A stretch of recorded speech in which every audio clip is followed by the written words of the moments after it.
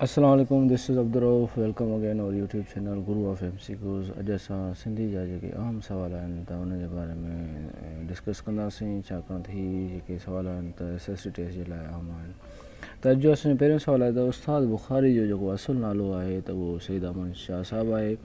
ॿियो सवाल आहे त उस्ताद बुखारी जी शाइरी जो मजमूओ कोकड़ ऐं कल्याण आहे। ॿियो सवाल असांजो आहे त डॉक्टर अयाज़ क़ादरी सिंधी गज़ल जी ओसर जे उनवान सां PhD कई आहे। ॿियो सवाल असांजो आहे त हैदर बख़्श जतोई खे बाबा सिंध जे लक़ब सां यादि कयो वेंदो हुयो। ॿियो सवाल आहे त हैदर बख़्श जतोई इनक़लाबी शाइर आहे। ॿियो सवाल आहे त जीए सिंध दरिया शाह इहे हैदर बख़्श जतोई साहिब जा नज़म आहिनि। ॿियो सवाल असांजो आहे त अली अहमद बिरोई तंज़ ऐं मज़ा जो कहाणीकार ऐं कालमनिगार हुयो। ॿियो असांजो सवाल आहे त ॼामोट ऐं ॼामड़ा कख पन अली अहमद बिरोई साहिब जो लिखियलु आहे। शेख अज़ीज़ खे सिंध जो उस्ताद साफ़ी सॾियो वेंदो हुयो। नियाज़ हमायूनी जो असुलु नालो मुश्ताक अहमद आहे। नियाज़ हमायूनी अरूज़ी शाइरी जो सनफ़ सां कलाम चयो आहे। ॿियो सवाल असांजो आहे त तज़किरा लुत्फ़ी जेको आहे लुत्फ़ुल्लाह बदवी साहिब जो लिखियलु आहे। ॿियो सवाल असांजो आहे त जमाल अबड़े खे सिंध जो गोरखी सॾियो वेंदो आहे।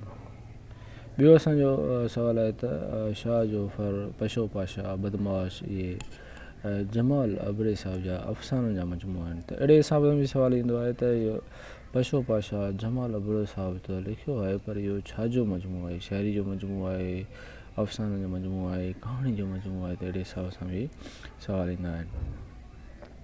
ॿियो सवाल आहे त मिर्ज़ा कलीद बेग जा जेके आखाणियुनि जा मजमूआ आहिनि त उहे बि हिकिड़ा इम्पॉर्टेंट असांजा MCQs आहिनि। त जीअं पहिरियों जो आखाणियुनि जो मजमूओ आहे त दिलपसंद किसा, शैतान जी नानी, दिलि वंदराईंदड़ ॻाल्हियूं, हिंदुस्तान जूं देसी आखाणियूं, इहे मिर्ज़ा कलीद बेग जा आखाणियुनि जा मजमूआ आहिनि। त इन मां को बि सुवालु अहिड़े हिसाब सां बि सवालु अचे थो त दिलपसंद किसा जेको आहे मिर्ज़ा कलीद बेग जा छा आहिनि? कहाणियूं, ड्रामो आहे, नाविल आहे, छा आहे? त अहिड़े हिसाब सां हे बि अहिड़े हिसाब सां क्वेश्चन यादि रखणा आहिनि त इहो तव्हांखे मिर्ज़ा कलीद बेग जा जेके नाविल आहिनि त उन्हनि जे बारे में बि ख़बर हुजे त हे नाविल आहे, त हे ड्रामो आहे, आखाणियूं आहे। अहिड़े हिसाब सां बि सवाल अची सघनि था।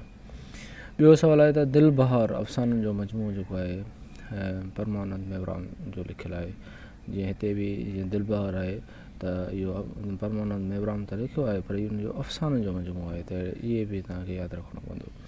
ॿियो सवाल आहे त परमानंद मेवराम जो पहिरीं तबेज़ादी कहाणी जो जेको मजमूओ आहे त हीरे जी मंडी आहे। ज़ैबुल निसा चांद बीबी कहाणियूं मोहम्मद सिद्दीक़ मुसाफ़िर साहिबु लिखियो आहे। ॿियो सवाल आहे त उस्मान अंसारी जी अफ़साने जे मजमूए जो नालो जेको आहे पंज गंज आहे। ॿियो असांजो सवाल आहे त सिंधी अदब जो पहिरियों नाविल जेको आहे रासी लास आहे।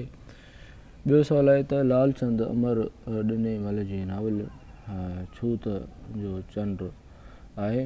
ॿियो सवाल असांजो आहे त जहान आरा नाविल जेको आहे अब्दुल रज़ाक मेमण साहिब जो लिखियलु आहे। त इहो आम सवालु आहे जहान आरा नाविल, छाकाणि त इहो क्वेश्चन जेको आहे मोस्टली असांजो SS सब्जेक्ट स्पेशल सिंधी जेका असां पब्लिक सर्विस कमीशन जेके टेस्ट वरितियूं हुयूं अॻ में त उन में अची वियो आहे। त लेक्चर वारी जेका सिंधी जी टेस्ट थी त अहिड़े हिसाब सां इहे क्वेश्चन असांजा अहम आहिनि। ॿियो सवाल असांजो आहे त सिंधी अदब जो पहिरियों डिघो मज़मून जेको आहे पको पहा आहे, जीअं दीवान कोड़ूमल साहिबु लिखियो आहे। इहो बि हिकिड़ो असांजो इम्पॉर्टेंट MCQs आहे त पको पहा इहो जेको आहे डिघो मज़मून आहे जेको दीवान कोड़ूमल साहिबु लिखियो आहे।